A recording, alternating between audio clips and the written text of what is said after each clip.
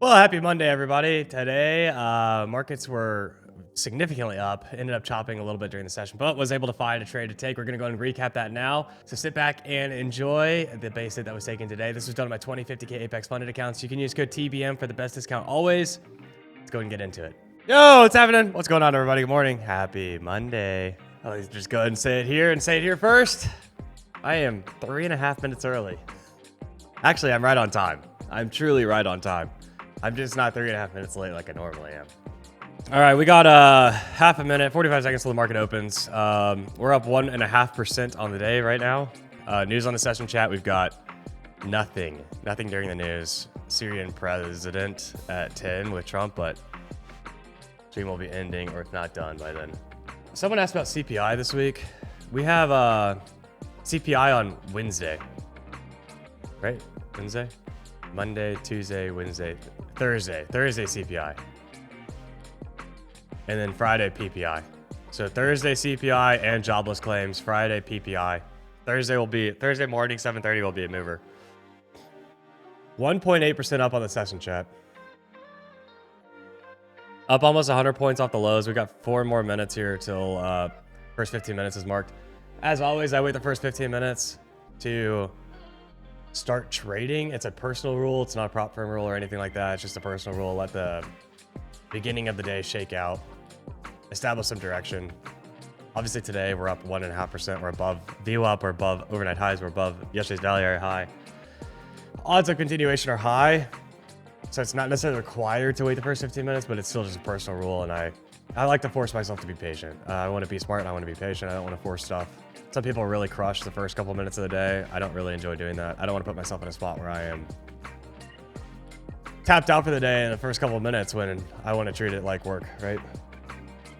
All right. Aggro trade. Could be this. Off of magical 20s, prior high, point of control basically. Stop on the lows of the last candle. Idea being here that if we sweep the low, we probably eat most of this back up, I would think.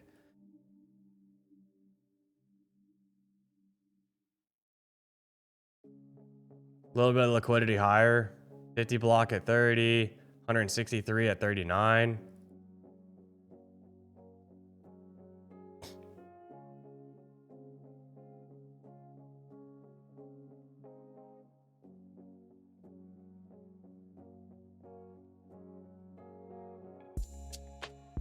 $164 at 33 now. Filled out. Positive delta. Probably just don't get the fill here. Missed that trade by 3 ticks, chat. Right up to target. Missed a trade by 3 ticks. I typically don't want to be a part of it. If it goes down again, it normally sweeps it. Sub 1 point. That's okay. It was the right idea. Just barely missed my entry. Sub 1 point to me is just more than anything just unlucky. I think that the market will sweep a couple of ticks at any given time, and I just didn't get filled there, so on to the next. Now, why'd you choose scalping and not any other style of trading? I've tried them all, or all that I'm familiar with. It's just the way that works the best with my head, to be honest.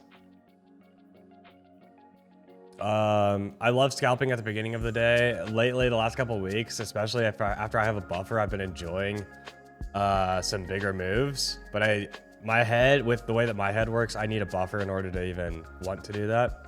And then as far as swing trading goes, I just think it's very challenging to do it on the futures market. I think there are stocks and crypto that are healthy for swing trading, but I think it's very challenging on the futures market. And not to mention, if I'm ever swing trading, I basically have a very hard time of set and forget, I guess is a good way to put that. So it's if I'm holding a trade while I'm trying to sleep, my brain wants to wake up and check my phone. You know what I mean? That's just not healthy. So I just stay away from that.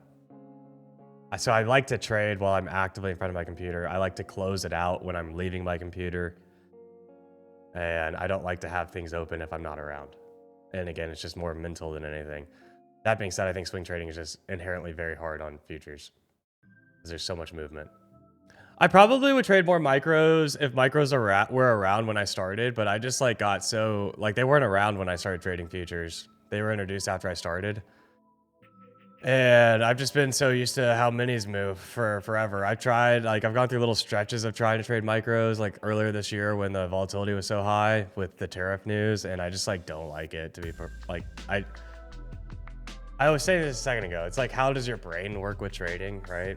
How do you think about things? And for me, it's just like someone out there is going to call me baloney for this, which is fine. But like, I just don't really like the way my brain moves with micros. I typically try and get bigger swings out of stuff because I still want about the equivalent that I was receiving with minis, because that's how my brain has been kind of formed into thinking. That makes sense. And I'd rather just still target base hits instead of trying to find bigger trades with less size. The patience map. Yeah, I just don't see anything that's worth taking right now, unfortunately. There's nothing that's like screaming buy me or sell me for that matter. We're just sitting on volume. Looking like it wants to roll over a little bit, but like we got a little liquidity at 62 still. And I don't really want to fade a massive move to the upside yet.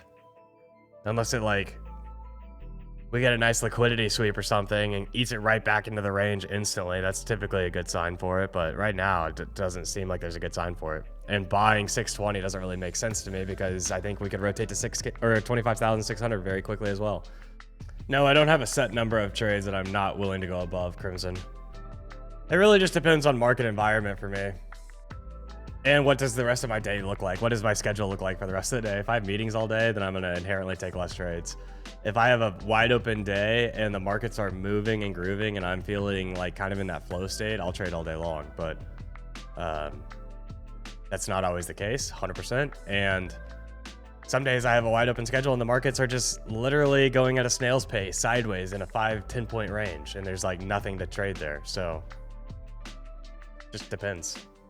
Unfortunately, it's not what you want to hear. You want me to probably say like, I take only 5 trades a day. Gives you a little bit more rigid guidelines, but that's just like not the case. I think everything like all of these types of questions just come down to personal preference, truly. Which comes from experimentation on your side. You gotta have to learn like what is my brain capable of? At what point do I get too emotionally exhausted, mentally fatigued to continue trading? Does that even happen to me? When does it become greed versus looking for good setups? If I'm at $990 on the day and I take one more trade because I want to hit 1K, does that typically work well for me or not? Like, I know for a fact for me, if I'm trying to hit a round number like that, it never goes well. I've literally been at like $999 before, or $990 before, you know, and I'm looking for like one quick trade so I can get to 4 digits. I have like very vivid memories of this. And then somehow it's like a top trick loser that you just hold on to for forever. And then all of a sudden you're back to break even, if not red on the day. I tried to make $20 after making $29.80 and I lost it all. Yeah, it's real, dude. It's real. All right, nice candle, pushing nice. We got 40 seconds left on this close. IB is 5 minutes away. Initial balance, chat, if you're not familiar with initial balance, it's the first hour high and low. It's on my 1 minute chart down here in the bottom right. The red is the first hour low. The green is the first hour high. So from 8:30 to 9:30, this line and this line will move to match the hours high and low. So like if we push this candle into new highs in the next 5 minutes, the green line will go with it. But it establishes initial balance, first hour high and low. After that, once you get above initial balance, I have a whole video on this on my channel, my YouTube channel, on initial balance. But see, look, the green line went higher because we just pushed the highs. Looking for a pop and a retest. So blast through it once it's set at 9:30. Blast through, close 10 points or higher above, and then come back down, retrade it, retest it, retest it, and trade it, excuse me, for a long. So it's a continuation play, just a nice level to work off of. And we have 5 more minutes for that, 4.5 minutes for that. All right, here we go. Don't really have a ton of delta currently. We'll see if we get some delta as we pop IB. If we even do. Do we stop at 62 again for real? 63? And now the big question of, do we hold 20 again?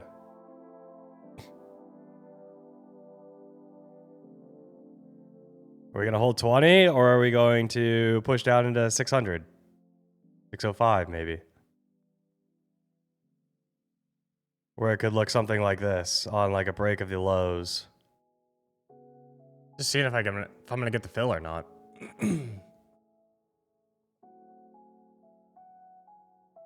I'm filled long off 20.5. Go ahead and move that break even. Up 5 points.